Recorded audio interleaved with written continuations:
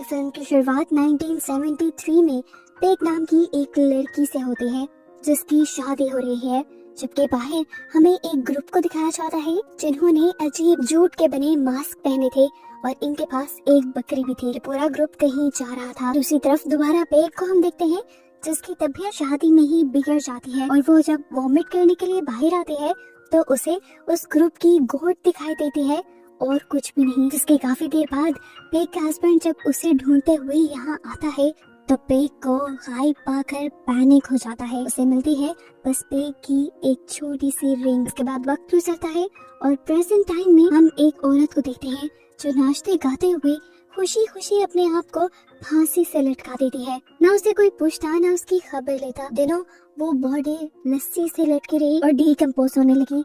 लस्सी टूट कर नीचे गिर गई तो स्मेल से यहाँ के लोगों को उसके मरने का पता चलता है और सर्विस बॉयज आकर उसे ले जाते हैं। इस औरत की मौत के बारे में इसकी बेटी शू को बताया गया जो अपनी मॉम की मौत का सुनकर बहुत ज्यादा हिल गई और अपनी वाइफ मिला को लेकर उनके अपार्टमेंट में रहने आ गई। घर के अंदर जीसस की पिक्चर और क्रॉस को देखकर शू बहुत ही ज्यादा पैनिक कर जाती है। उसकी हालत खराब होने लगती है जिसे मिला संभालती है। जिसके बाद शू घर पे नहीं रुकती और बाहर आकर सिगरेट पीने लग जाती है। तभी उसे एक मैसेज मिलता है। ये उसकी नर्सिंग होम कंपनी का मैसेज था जो उसे ओल्ड लेडी के घर भेजना चाह रहे थे जिनको भूलने की बीमारी के साथ साथ कई और बीमारियां भी थी। अगले दिन शू उस घर के लिए निकल जाती है।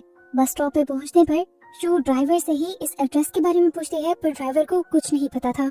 उसने पीछे वाले आदमी से हेल्प मांगी तो वो बूढ़ा आदमी शू को वार्न करने लगा कि वहाँ मत जाओ, पर शू का इरादा पक्का देखकर उसने आखिर उस औरत का एड्रेस बता भी दिया। घर के करीब आने पर उसे एक बच्चा दिखता है जिसके पास एक छोटी सी गोट थी और वो शू को बहुत अजीब नजरों से घूर रहा था, इसीलिए शू को वो सब अजीब भी लगा। खैर अब वो दरवाजा नॉक करती है तो बूढ़ी लेडी दरवाजा खोलने के लिए आती है, लेकिन यहाँ आते ही उसका यूरिन आ जाता है और वो लेडी वहाँ से भागकर छुप जाती है, ऐसे जैसे उसे शू से शर्म आ गई हो। शू भी समझ गई थी कि इस लेडी की हालत काफी ज्यादा खराब है। मजबूरन उसे शीशा तोड़कर लॉक खोलना पड़ा। उसने नोटिस किया कि ये लेडी शू से छुपने की कोशिश कर रही है और लेडी को ढूंढते हुए उसे एक अजीब रेड कलर का दरवाजा नजर आता है जिस पर घोड़े की नाल भी लटकी हुई थी। शू उसे देखती रह गई। उसके जहन में यही चीजें चल रही थी कि घोड़े की नाल कहीं से भी नेगेटिव एनर्जीज को दूर कर देती है। अभी वो यही सोच रही थी तो उसे फील हुआ कि कोई उसके पीछे से गुजर गया। उसने देखा कि ये वही ओल्ड लेडी थी और इस तरह तेजी से गुजरने की वजह से उन्होंने बीन्स भी गिरा दिए थे। शू बिना उन्हें कुछ कहे ये बीन साफ करने लग गई तो उस औरत ने पूछा क्या तुम ये सब करने आई हो? तो उसने कहा हाँ मैं आपकी केयर टेकर हूँ। इन दोनों के दरमियान में नॉर्मल बातें शुरू हो जाती हैं और ये लेडी अपना नाम पेग बताती है और इसी तरह हम जान पाते हैं कि पेग वही मूवी के स्टार्ट वाली लड़की है जो अपनी शादी के दिन गायब हो गई थी। अब यहाँ तक वो कैसे आई थी ये सारी मिस्ट्री एंड तक रिवील होगी। शू उसे नहलाने की बात करती है तो पेग उसे अपने जिस्म पे हाथ नहीं लगाने देती। वो उससे बस छोटे मोटे काम करवाती है और नहाती खुद है। कपड़े चेंज करते हुए शू ने उसकी कमर पे देखा कि रूट्स जैसा एक पैटर्न बना हुआ था। शू पेग से कहती है कि मुझे एक कॉल भी करनी है और उसके बाद सोना है। पेग ने सामने फोन की तरफ इशारा किया और कहा तुम्हारा जहाँ दिल चाहे तुम सो सकते हो। शू ने सबसे पहले अपनी वाइफ को कॉल की लेकिन ये कॉल मिली ही नहीं। वो फोन रखकर मुड़ने ही वाली थी कि उसे नर्सिंग होम से कॉल आ गई जो उसे पेग की कंडीशन की डिटेल्स बता रही थी। इतनी देर में उसके पीछे पेग ने आकर उससे पूछा किससे बात कर रही थी। शू ने जवाब दिया नर्सिंग होम में। तो पेग ने एक अजीब सा सवाल किया क्या तुमने कंफर्म किया भी था कि वो नर्सिंग होम ही है? शू हैरान होते हुए बस हाँ में ही सर हिला पाती है। इसके बाद वो पेग को लेकर उसके रूम में जाती है ताकि वो उसे सुला दे और यहाँ पर वो पेग की फैमिली की पिक्चर देखती है और उसके हस्बैंड की भी। वो पेग से पूछती है आपके हस्बैंड को क्या हुआ था? पेग ने कहा कि उसने सुसाइड कर ली थी, अपनी जान ले ली थी। इन दोनों ने बातें करते हुए यहाँ पर काफी सारा टाइम गुजार दिया जिसके बाद शू दोबारा मिला से ही अपनी वाइफ से कॉल करने के लिए गई। काफी देर सिग्नल मिलने के बाद सिर्फ 2 ही मिनट उसे बात कर पाई और उसने मिला को कहा मैं जल्दी तुम्हारे पास वापस आऊंगी। यहाँ पर खड़े होकर शू अपनी वाइफ से बात कर रही थी। उस जगह पर एक अजीब बड़ा सा दरख्त लगा हुआ था जिसके आसपास बहुत सारी कैंडल्स चली थी और ऊपर बहुत सारे कपड़े लटके हुए थे। इन ट्रीज को वहाँ लगाया जाता था जहाँ पर नेगेटिविटी बहुत ज्यादा होती थी और इन ट्रीज के ऊपर बीमार लोगों के कपड़े बांधे जाते थे। लोगों का मानना था जैसे ही ट्री नेगेटिविटी को अपने अंदर लेता है, वैसे ही लोगों की बीमारियों को भी अपने अंदर लेकर उन्हें ठीक कर देता है। यहाँ पर एक अजीब चीज होती है कि शो को अपने पीछे अपनी मॉम के होने का एहसास होता है, लेकिन जैसे ही वो पीछे मुड़ी तो वहाँ कोई नहीं था। खैर, अब वो घर के अंदर आ जाती है और सबसे पहले उस रेड केक के पास जाती है और उसका लॉक खोलने की कोशिश करती है, लेकिन जब वो नहीं खुलता तो वो चुपचाप नहाने के लिए चली जाती है। नहाते हुए उसे फील होता है कि कोई उसके कान में विस्पर कर रहा था, आहिस्ता से बोल रहा था, लेकिन ना वॉशरूम में कोई था और ना ही कोई वॉशरूम के बाहर था। एकदम से उसे दोबारा वही आवाज आती है तो उसे लगता है कि ये आवाजें पैक के रूम से आ रही है, लेकिन पैक तो अपने रूम में सो रही थी, वो भी यहीं खड़ी हुई थी। पैक को अजीब पैनिक अटैक आने लगा। शो से मेडिसिन देकर कंट्रोल करने की कोशिश करती है और फिर वो नोटिस करती है कि पैक नींद में भी प्रॉपर बोल रही थी। वो बता रही थी कि उन लोगों को म्यूजिक बहुत पसंद है, वो म्यूजिक से अट्रैक्ट होकर आते हैं। शू ने पूछा कौन लोग, तो उसने कहा कि इस घर के नीचे कुछ लोग रहते हैं। शू ने उसकी बातों पे ध्यान इसलिए नहीं दिया क्योंकि पैक को दिमागी बीमारी थी और उसे इल्यूजन्स आते रहते थे। शो को लगता है कि शायद ये पैक की कोई सोच है। अगले दिन शो घर के लिए ग्रोसरीज करने जाते हैं तो वहाँ के लोग पैक के बारे में उससे पूछते भी हैं और उसका मजाक भी उड़ाते हैं, और ये चीज शो को पसंद नहीं आती। लोकल्स ने बताया था कि पैक किसी के भी साथ ठीक से नहीं सलूक करती थी। वापस आते हुए शो को एक लड़की कंपनी देती है जिसने उसे बताया कि पैक काफी साल मेंटल असाइलम में रहकर आई है। रात होने पर दोबारा शो उसे लाल रूम में जाने का फैसला करती है और इस मर्तबा वो दरवाजा खुल भी जाता है। अंदर जाने पर वो मास्क पहने अजीब से लोगों को देखती है और साथ ही उसे बाथटब में अपनी मरी हुई मॉम भी नजर आती है। शो जल्दी से करीब जाकर अपनी मॉम का हैंड पकड़ लेते हैं और तभी उसकी मॉम की आंखें खुल जाती हैं। शो डर से चिल्लाने लगते हैं और हम देखते हैं कि मिला यानी उसकी वाइफ यहाँ उसे देखकर हंस रही थी और तभी उसकी आंख खुल गई और हमें पता चला कि ये सब उसका एक डरावना ख्वाब था। ख्वाब से उठने के बाद वो बैग को चेक करने के लिए जाती है जो आराम से सो रही थी, लेकिन शो के कमरे में आते ही वो अजीबोगरीब बातें बोलने लगी कि अगर शो ने अपना ध्यान नहीं रखा तो वो बैग के साथ साथ शो को भी ले जाएंगे। शो ने बीमारी की वजह से इस मर्तबा भी बैग की बातों पर ध्यान नहीं दिया, लेकिन बैग ने बताया नहीं वो एक कल्ट के लोग हैं, वो तुम्हें ले जाएंगे, वो मुझे भी ले गए थे। अब वो अपनी शादी वाले दिन की बात बताती है जब वो गायब हो गई थी। असल में बैग को उस कल्ट के मेंबर ही शादी वाले दिन गायब करके ले गए थे और जब ये बात उसके हस्बैंड को पता चली तो उसके हस्बैंड ने उस कल्ट के लोगों से डील करने की कोशिश की। बैग ने बताया कि जब मेरे हस्बैंड ने डील कर ली तो उस कल्ट के लोगों ने मेरी कमर पर कुछ अजीबोगरीब निशान बना दिए। शू ने बोला मुझे लगता था कि ये निशान आपके हस्बैंड के टॉर्चर की वजह से हैं, लेकिन पैक ने बताया नहीं वो अच्छे थे। पैक ने पूछा क्या तुम्हें पनिशमेंट के बारे में पता है, तो शू ने यहाँ अपने हाथ दिखाए और बताया कि मेरी मॉम मुझे प्रेयर करने के लिए बहुत टॉर्चर करती थी, अगर मैं कुछ भी गलत करती थी तो मुझे जला देती थी। पैक पूछती है अब तुम्हारी मॉम कहाँ है, तो वो बताती है कि उन्होंने अपने आप को फांसी दी थी। शो के गम को फील करते हुए पैग उसे अपने साथ सोने को कहती है। सुबह होने पर अब शो को सारी बातों का पता चलाना था कि आखिर उस बेसमेंट में था क्या।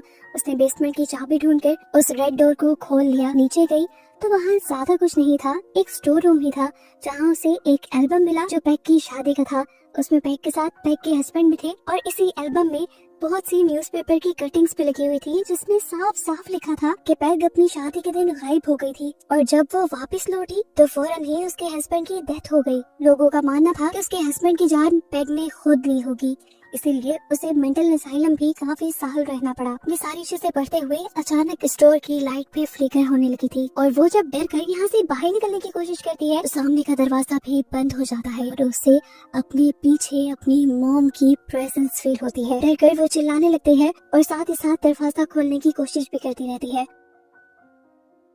आखिर पर दरवाजा खुल जाता है और वो बाहर आ जाते हैं। अगले दिन हमें दिखाया जाता है कि इस घर में वही बच्चा आया था जिसे शो पहले देख चुकी थी अपनी गोट के साथ। वो लड़का शो से पूछता है क्या मेरी गोट को तुमने कहीं देखा है। शो उसे ना में जवाब देती है तो वो उदास होकर चला जाता है। आज ही उसके लिए एक पार्सल भी आया था जिसमें उसकी मॉम की कुछ चीजें थी जिन्हें देखकर वो पैनिक करने लगी क्योंकि उसकी मॉम के साथ उसका रिलेशन इतना अच्छा नहीं था कि वो उनकी चीजों को देखकर इमोशनल होती। वो तो ट्रॉमाटाइज हो गई। इस पार्सल में वही कपड़े थे जो बार बार शो को अपने ख्वाब में पहनी अपनी मॉम दिखाई देती थी। शो ने डर कर इन कपड़ों को फर्नेस में रखकर जला दिया। इस पार्सल को भेजने की वजह से मिला और शो के दरमियान में अच्छी खासी लड़ाई भी हो गई। आज के इस हादसे की वजह से शो को लगने लगा था कि वो भी पैग की तरह एक्स्ट्रा मेंटल स्ट्रेस की वजह से बीमार होती जा रही है।